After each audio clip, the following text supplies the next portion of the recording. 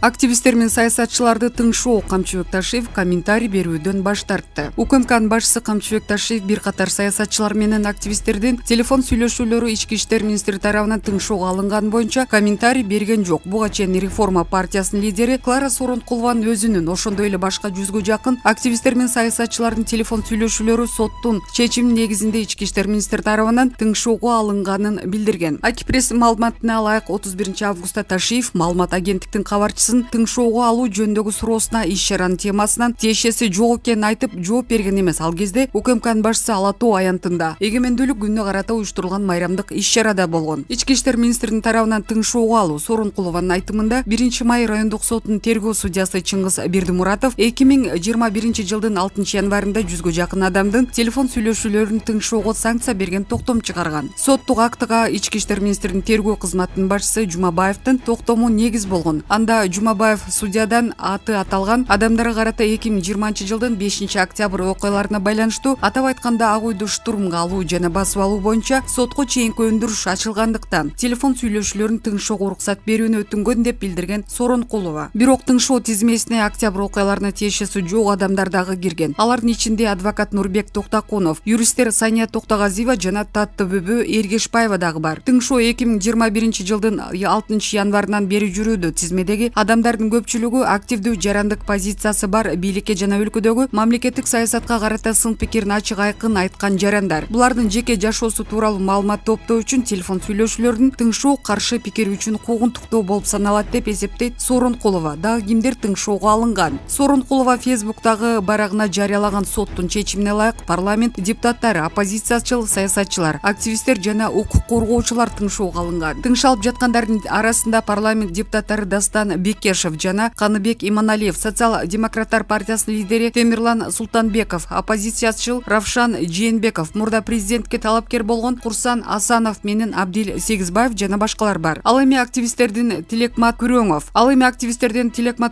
Улан Үсөйүн, Урмат Жаңыбаев, Нурсултан Акылбеков жана башкалар тыңшоого алынган. Ошондой эле укук коргоочу Өндүрүш Токтонасыров менен Рита Карасартова дагы бул тизмеде. Тыңшоого алынган бир нече адам, анын ичинде Сооронкулова жооптуу адамдардын жоопко тартуу талабы менен президент Садыр Жапаровго кайрылышкан. Алар тыңшоого алуу фактысы боюнча Ички иштер министри Улан Ниязбеков менен башкы прокурор Курманкул Зулушев кызматтан алынышы керек деп эсептешет. Андан тышкары алар Ички иштер министринин башчылары менен тергөөчүлөрүн жана судья Чыңгыз Бердимуратовду кылмыш жоопкерчилигине тартууну талап кылышкан. Булак Клоп Азия. Эл чындыкты билсин.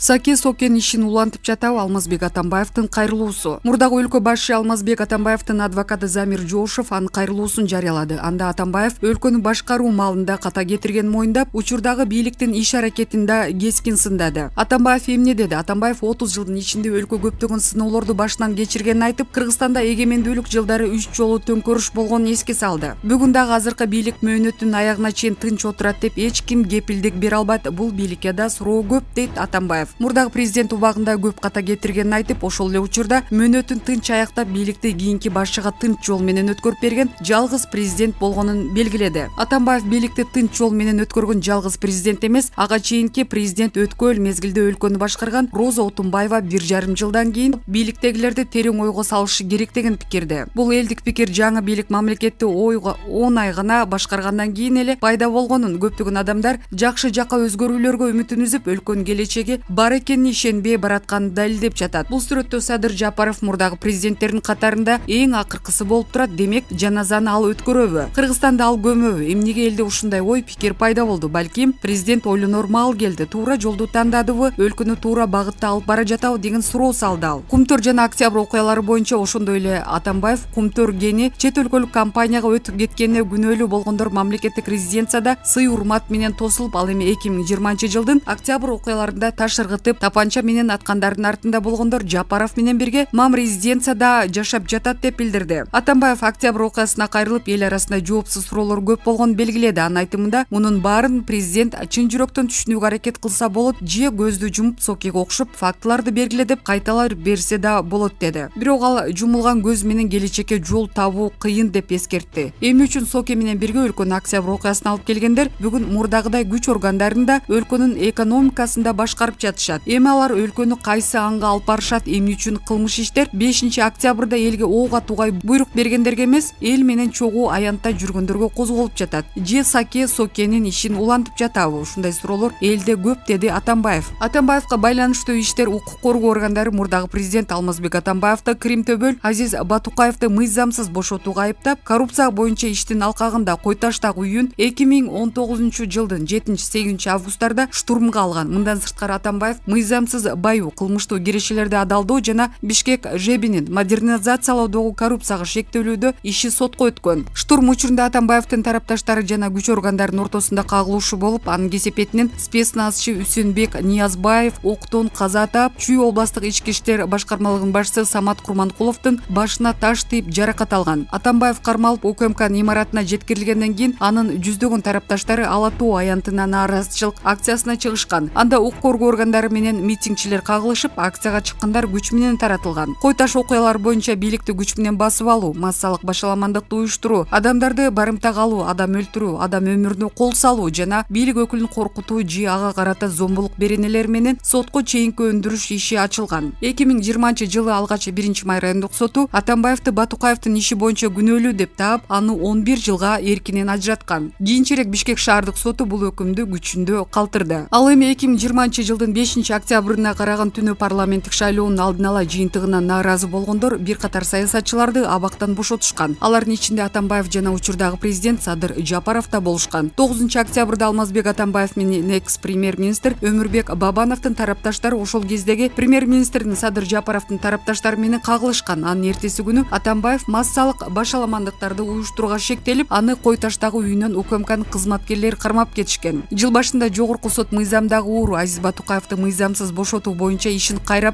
кароого жиберген. Анткени менен Атамбаев абактан бошотулган эмес. Учурда мурдагы президент номер 47 колониясында кармалууда. Аларда 2021 жылдын июль айында Атамбаевга карата дагы бир сотко чейинки өндүрүш иши ачылды. Ал жана анын тарапташтары Фарид Ниязов 2016 жылы ондогон Түркиянын жарандарына мыйзамсыз кыргыз паспорттарын берүүгө шектелип жатышат. Тергөө иштери Сапат эл аралык билим берүү мекемесинин негиздөөчүсү Орхан Инандыны Түркиянын улуттук чалгындоо кызматы тарабынан уурдалып, Анкарага жеткирилгенден кийин башталган. УКМК Инанды түрк жарандуулугун чыкпай туруп, кыргыз жарандыгын мыйзамсыз алган деп билдирген. Тергөө иштери Сапат эл аралык билим берүү мекемесинин негиздөөчүсү Орхан Инанды Түркиянын улуттук чалгындоо кызматы тарабынан уурдалып, Анкарага жеткирилгенден кийин башталган. УКМК Инандыны түрк жарандуулугунан чыкпай туруп, кыргыз жарандыгын мыйзамсыз алган деп билдирген. Булак Клоп Азия. Эл чындыкты билсин.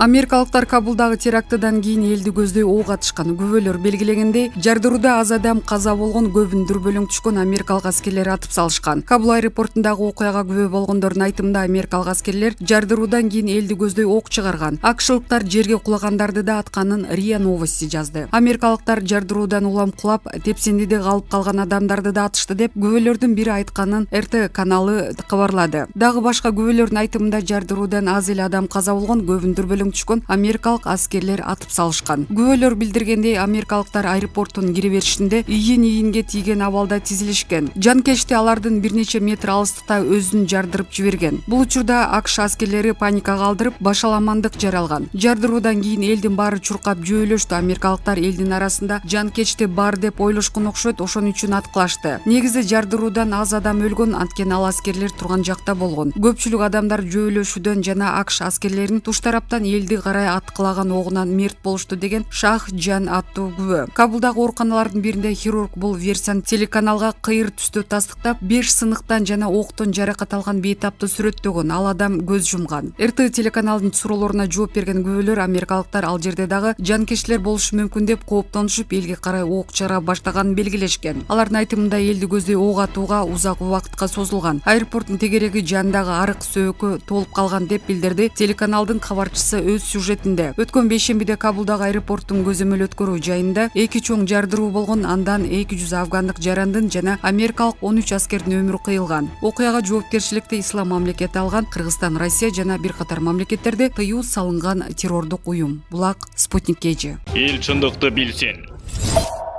Тажикстан Республикасынын президенти Эмомали Рахмон Кыргыз Республикасынын президенти Садыр Жапаровду жана Кыргызстан элин Кыргыз Республикасынын көз карандысыздыгынын 30 жылдыгы менен куттуктады. Айрыкча маанилүү окуя Кыргыз Республикасынын 30 жылдыгына байланыштуу менин жылуу куттуктоомду жана ак тилден каалоолорумду кабыл алыңыз. Кыргызстан биздин жакынкы кошунабыз жана биз көп кылымдык достук салттарыбыз менен ынак коңшулаштыгыбызды баалайбыз. Биз эки өлкөнүн улуттук эгемендүүлүгүнүн биринчи күндөрүнөн тартып бул даңктуу салттарыбызды көбөйтүүгө жана бири-бирин урматтоо жана эки тараптын улуттук кызыкчылыктарын эске алуу менен тажик-кыргыз конструктивдүү кызматташтыгынын бүтүндөй комплексин бекемдөөгө кыйшаюусуз умтулуп келебиз. Мүмкүнчүлүктөн пайдаланып бул процессти күчөтүү боюнча мындан аркы биргелешкен аракеттерибизге жана элдерибиздин бакубаттуулугу үчүн Тажикстан менен Кыргызстандын мамилесин өнүгүүнүн сапаттуу жаңы деңгээлине чыгараарыбызга үмүт артам деп айтылат куттуктоо телеграммасында. Булак Кадам Медиа. Эл чындыкты билсин.